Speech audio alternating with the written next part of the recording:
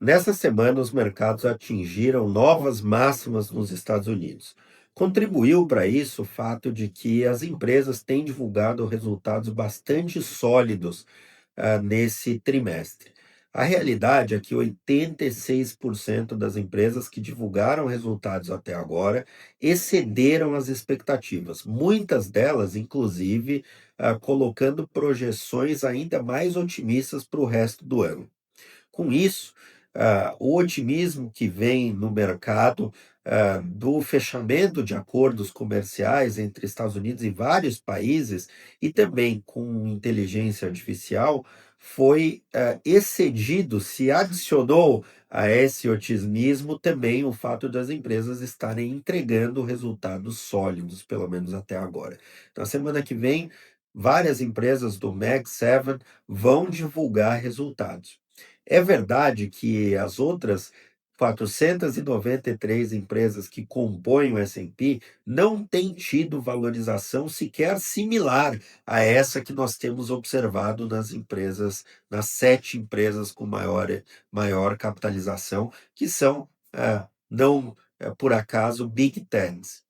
E no Brasil, a temporada de resultado vai começar, mas eu duvido muito que ela faça assim tanta diferença diante das várias incertezas que nós temos no país. A primeira é a fiscal, que nós já vemos, estamos em. A primeira delas é a fiscal, que nós já estamos enfrentando há bastante tempo, e agora essa questão das tarifas, que obviamente vão trazer aí bastante incerteza. E o mercado, é claro, vai observar muito nos calls de resultado o que é que os CEOs, o que é que os controladores, o que é que os executivos das empresas vão falar sobre o impacto potencial das tarifas nos resultados das empresas.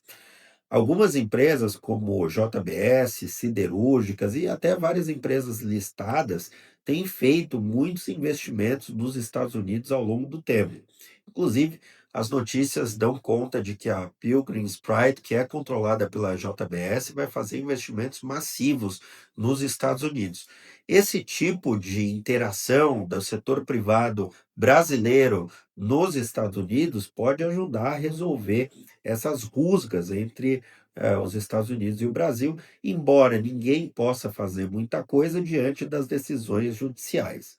Falando nisso, inclusive, nessa semana o Bolsonaro escapou de ir para a cadeia, apesar de ter supostamente violado medidas que foram impostas pelo ministro Alexandre de Moraes, mas isso me parece já é algum tipo de concessão. Eu não duvido que muitos membros do governo e até mesmo do setor privado tenham feito ligações para o STF e tentado ali demonstrar que decisões mais firmes nesse momento poderiam trazer consequências econômicas importantes para o país. E é claro, a justiça tem que ser independente, isso ninguém discute, mas eu acho que alguma moderação é necessária, especialmente nesse momento de tensão bastante aflorado que nós estamos vivendo. De todo modo, o Congresso também está em recesso, o que deve também diminuir a temperatura política, pelo menos por enquanto. Na semana que vem, nós vamos ter a divulgação da decisão do FONC, além dos vários resultados nas empresas americanas que eu já citei, e vai esquentar a temporada de balanços também no Brasil. Essa temporada de balanço eu acredito que vai ser boa, mas não sei se vai ser suficiente para o mercado superar as máximas recentes diante dessas incertezas comerciais e fiscais. O governo está fazendo, pelo menos por enquanto, a coisa certa, que é não retaliar de imediato o governo americano e buscar aí diálogo, etc. Me parece que, pelo menos por enquanto, não tem tido sucesso nessa via de diálogo e negociação, mas vamos ver, isso pode mudar.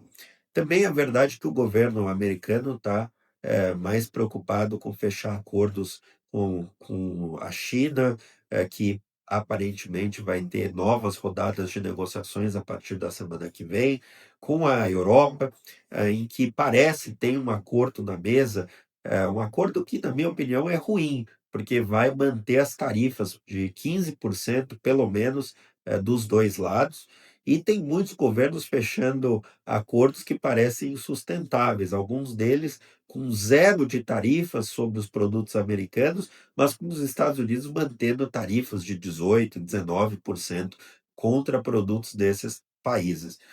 Me parece que em algum momento do tempo vai haver uma grande revisão desses acordos que estão sendo fechados meio que a toque de caixa pelo governo americano, em um momento que o Trump está bastante pressionado, mesmo entre os republicanos, uma vez que está aí nas manchetes do Wall Street Journal e dos outros jornais e da mídia americana pela questão do caso do Epstein, em que aparentemente o Trump é citado aí nos tais arquivos do Epstein, que ele prometeu que ia tornar público na eleição, mas agora estamos aí 7 meses já desse ano e, por enquanto, não tornou público esses arquivos, o que, ah, aliado ao fato de que o próprio Elon Musk disse aí no X que o Trump era citado, faz com que todos tenham a impressão de que ele de fato é citado nesses arquivos,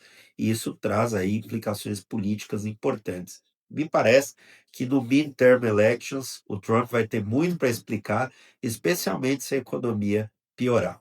Uma outra coisa que é importante lembrar é que teve aí um sell-off de quinta para sexta, e pelo menos até agora ele meio que se mantém, das criptomoedas. Isso porque a tensão entre o Powell e o Trump diminuiu. Ontem o Trump fez uma visita ao Fed, a primeira visita de um presidente americano em 20 anos, e essa visita diminuiu a tensão porque, no fim, o Trump deu declarações dizendo que ele tem várias críticas ao Fed, algumas delas até bastante desrespeitosas, mas ele não demitiria o Powell, ele não buscaria uma maneira de demitir o Powell. O Powell vai completar seu mandato em maio do ano que vem, provavelmente vai ser substituído por alguém com uma visão muito mais dovish, muito mais voltada para corte de juros, expansão monetária. Aliás, é isso que basicamente todo governante quer. O Lula, o Trump, o Bolsonaro e todos os governantes que passaram pelo executivo em qualquer país querem expansão monetária, querem crescimento. Nem sempre isso é positivo, porque tem que lembrar também que isso traz aí custos importantes de inflação, credibilidade, etc. Toda vez que o Trump fazia um comentário mais ácido a respeito do Powell, as criptomoedas subiam. Não só as criptomoedas, o ouro, a prata, mas as criptomoedas têm um beta maior. E agora, com essa diminuição da tensão, quando o Trump fez essas declarações que não demitiria o Powell, etc., as criptomoedas começaram a realizar. Mas eu acredito que isso é temporário e, na verdade, é uma grande oportunidade para acumular essas criptomoedas. Tem vários casos interessantes e também é um momento importante para acumular small caps, mid caps, empresas que estão largadas na bolsa americana e na bolsa brasileira e pelas bolsas pelo mundo aí, porque o próximo grande trigger para o mercado global é uma mudança de postura do Fed que está para vir. O mercado vai olhar com muita atenção qualquer sinal de que o Fed de fato vai cortar juros esse ano, e agora vai começar, inclusive, para ver, vai começar, inclusive, prestar atenção para ver quantas vezes o Fed vai cortar juros no ano que vem. Essa é a próxima grande discussão, e conforme isso começar a ser precificado, nós vamos ver fluxos para small caps, para mercados emergentes e para as criptomoedas. Então é isso, e até a semana que vem.